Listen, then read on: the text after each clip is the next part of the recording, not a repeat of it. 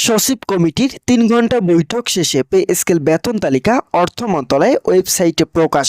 কার বেতন কত দেখে নিন। তো বন্ধুরা, এই বিষয়টি নিয়ে বিস্তারিত আলোচনা করতেছি আজকের এই ভিডিওটিতে, তাই চ্যানেলটি সাবস্ক্রাইব করে পাশে থাকা বেল আইকনটি অল করে রাখার জন্য অনুরোধ রইল। তো বন্ধুরা, সরকারি কর্মকর্তা ও কর্মচারীদের অধীর অপেক্ষার অবসান ঘটিয়ে অবশেষে বহুল প্রতীক্ষিত নতুন পে স্কেল বা বেতন কাঠামো নির্ধারণের লক্ষ্যে জাতীয় সচিব কমিটি এক গুরুত্বপূর্ণ বৈঠক অনুষ্ঠিত হয়েছে। আজ সকাল ঠিক 10টায় সচিবালয় মন্ত্রিপরিষদ কক্ষে এই বিশেষ বৈঠকটি অনুষ্ঠিত হয়, যা একটানা দীর্ঘ 3 ঘন্টা চলার পর দুপুর 1টায় শেষ হয়। বৈঠক শেষ হওয়ার পরপরই গণমাধ্যম কর্মীদের মুখোমুখি হন অর্থমন্ত্রী আমির খসরু। দীর্ঘ 3 ঘন্টা এই রুদ্ধতার বৈঠকে নতুন পে স্কেল নীতিগত কাঠামো ও রূপরেখা প্রস্তুত করা হয়েছে এবং অর্থমন্ত্রী নতুন বেতন কাঠামো নিয়ে সরকারের অবস্থান পরিষ্কার করে গুরুত্বপূর্ণ ঘোষণা প্রদান করেন। কমিটির 3 ঘন্টা বৈঠক শেষে পে স্কেল বেতন তালিকা অর্থ মন্ত্রণালয় ওয়েবসাইটে প্রকাশ করেন। তো বন্ধুরা, 3 ঘন্টার বৈঠকে জাতীয় বেতন কমিটির পক্ষ থেকে বেশ কিছু প্রস্তাবনা এবং আর্থিক রূপরেখা উপস্থাপন করা হয়, যা অত্যন্ত নিখুঁতভাবে পর্যালোচনা করা হয়েছে।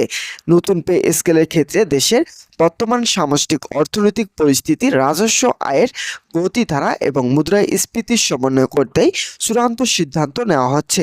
অর্থমন্ত্রী দৃঢ়তার সাথে উল্লেখ করেন যে সরকার এমন একটি ভারসাম্যপূর্ণ বেতন কাঠামো তৈরি করতে বদ্ধপরিকর, যা নিম্ন ও মধ্যম আয়ের কর্মচারীদের আর্থিক সংকট দূর করতে সবচেয়ে বেশি সহায়ক হবে। ঘোষিত এই নতুন বেতন কাঠামো রূপরেখায় পর্যালোচনা করে দেখা গেছে 1 থেকে 10তম গ্রেডে কর্মকর্তাদের মূল বেতন 45% বাড়ানো হয়েছে, যার বিপরীতে 11 থেকে 20 গ্রেডের কর্মচারীদের মূল বেতন 1 লাফে শতভাগ অর্থাৎ 100% বাড়িয়ে দেওয়া হয়েছে।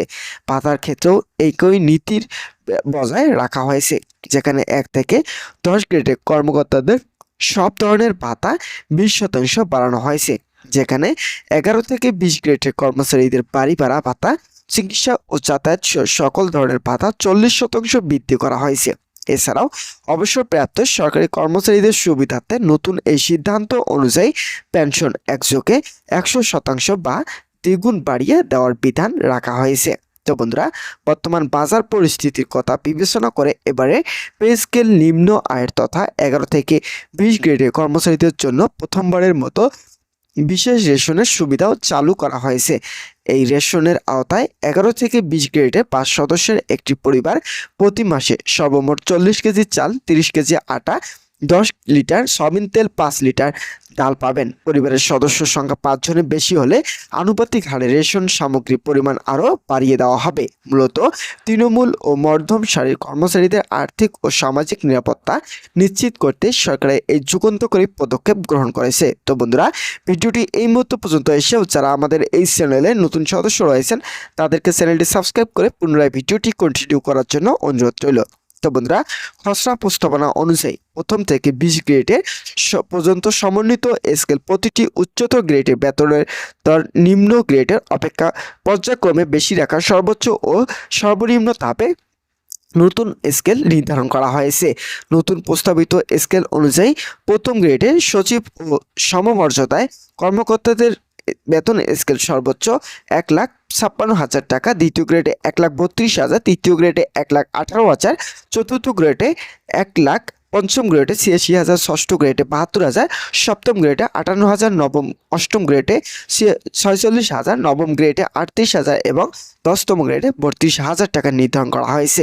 অন্যদিকে 11তম গ্রেডে 29,000, 12তম গ্রেডে 27,500, 13তম গ্রেডে 26,000, 14তম গ্রেডে 25,000, 15তম গ্রেডে 24,200, 16তম গ্রেডে 23,600, 17তম গ্রেডে 23,000, 18তম গ্রেডে 22,600, 19তম গ্রেডে 22,300 এবং সর্বনিম্ন 20তম গ্রেডে কর্মচারীদের মূল বেতন 22,000 টাকা হিসেবে সুবিন্যাস করে চূড়ান্ত খসড়া তালিকা রূপান্তর করা হয়েছে। তো বন্ধুরা, প্রস্তাবিত এই নতুন বেতন কাঠামো আগামী আগস্ট মাস থেকে আনুষ্ঠানিকভাবে কার্যকর করার নীতিগত পরিকল্পনা গ্রহণ করা হয়েছে। অর্থ মন্ত্রণালয়ের সূত্র মতে সার্বিক প্রশাসনিক প্রক্রিয়া ত্বরান্বিত করে আগস্ট মাস থেকেই যেন সরকারি চাকরিজীবীরা এই নতুন স্কেলে বর্ধিত বেতন উত্তোলন করতে পারেন সেই লক্ষ্যে যাবতীয় প্রস্তুত সম্পন্ন করা হচ্ছে। তো বন্ধুরা, আজকের এই ভিডিওটি এই পর্যন্তই ছিল।